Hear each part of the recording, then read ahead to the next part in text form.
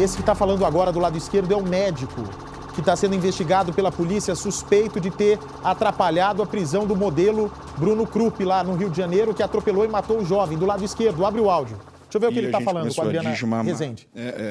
As terapêuticas empregadas, avaliando a condição de recuperação e a velocidade da recuperação renal. Nas segundas 24 horas, o rim continua respondendo dentro da forma melhor esperada, e eu pedi à médica, a colega da rotina, do dia seguinte, para poder dar alta para o paciente para a clínica médica novamente. Não o fiz de forma pessoal, porque eu estava de plantão, cobrindo 36 horas de plantão na minha unidade médica, onde eu estava no CTI. O senhor está com a consciência tranquila em relação ao juramento que o senhor fez na medicina, o que o senhor atestou em relação ao modelo, de toda a repercussão que isso aconteceu? 100%. Eu não vim aqui em nenhum momento preocupado em prestar esclarecimento sobre algum erro que eu cometi. Eu vim aqui preocupado em esclarecer a autoridade policial, que é leiga na parte médica, sobre aspectos muito delicados, tá, da conduta médica, porque é um problema muito sério a partir do ponto que um médico externo, né, estranho à unidade hospitalar, ele é contratado pela família e aparece com condutas divergentes das que a equipe estava empregando. Então, sou estranheza, com certeza. Eu também acharia estranho.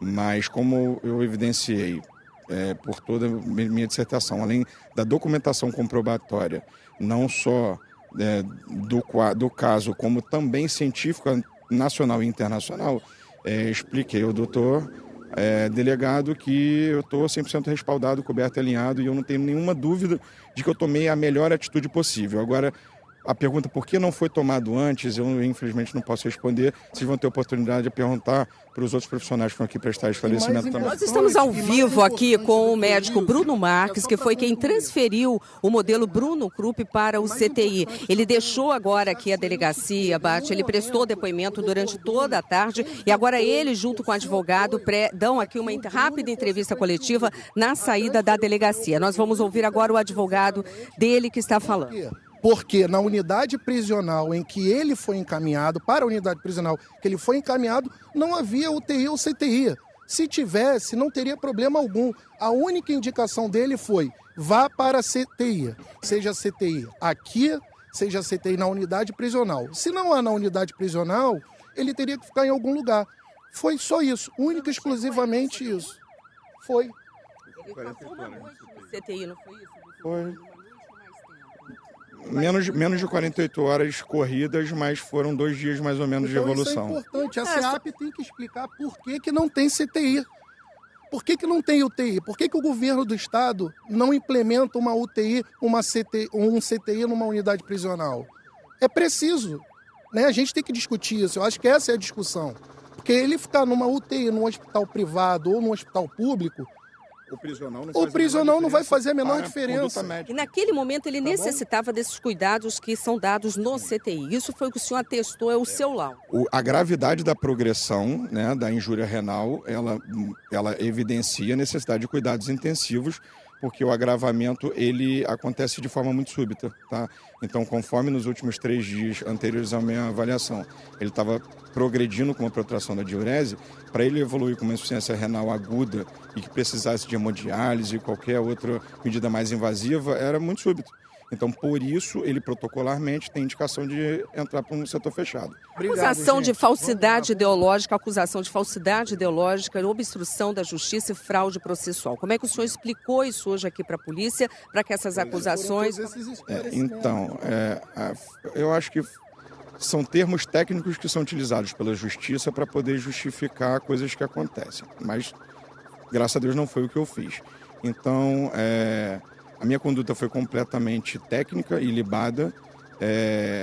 Não, de nenhuma forma eu pretendi nem executei obstrução da justiça e eu nem tenho esse poder, porque nos autos foi apresentado ao delegado. Em nenhum momento eu contraindico transferência do paciente para nenhuma unidade que seja, nem nenhum setor que seja.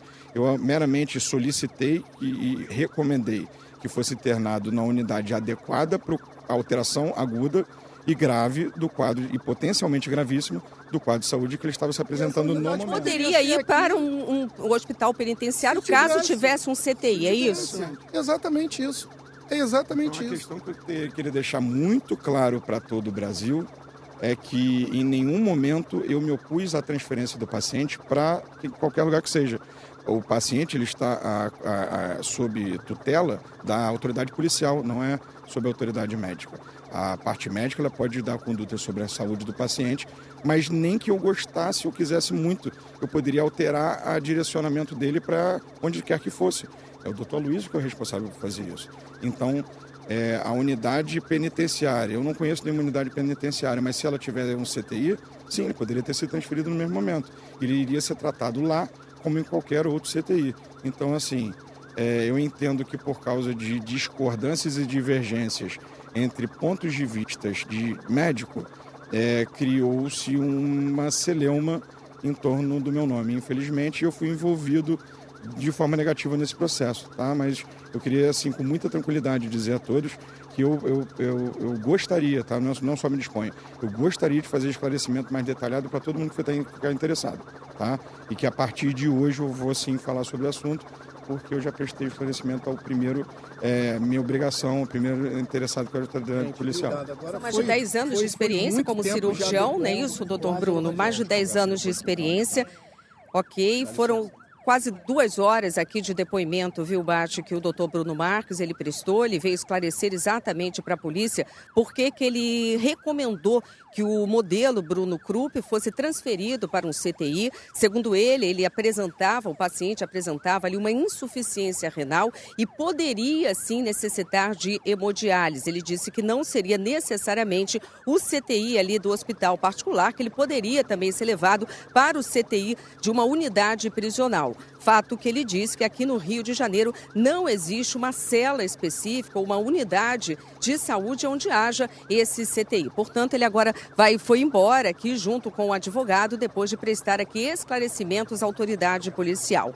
Ele é suspeito de ter cometido, ali é investigado com a possibilidade de ter cometido 2 crimes: fraude processual e falsidade ideológica. Ele veio com esse atestado aí em relação à saúde do Bruno Krupp, contradizendo, inclusive, que os médicos da unidade onde o modelo estava internado atestaram que ele já poderia ter tido alta e ser levado para uma unidade prisional. Portanto, a investigação aqui está a cargo da delegacia da Barra da Tijuca, a imprensa toda aqui aguardando a saída do médico. Era um depoimento bastante importante. O Bruno Krupp, ele segue agora preso numa unidade prisional no complexo de Jericinó e ele é acusado aí de ter atropelado e matado o adolescente João Gabriel, de 16 anos, no momento em que ele dirigia uma moto em alta velocidade e sem placa aqui na Barra da Tijuca, na zona oeste do Rio. Bate.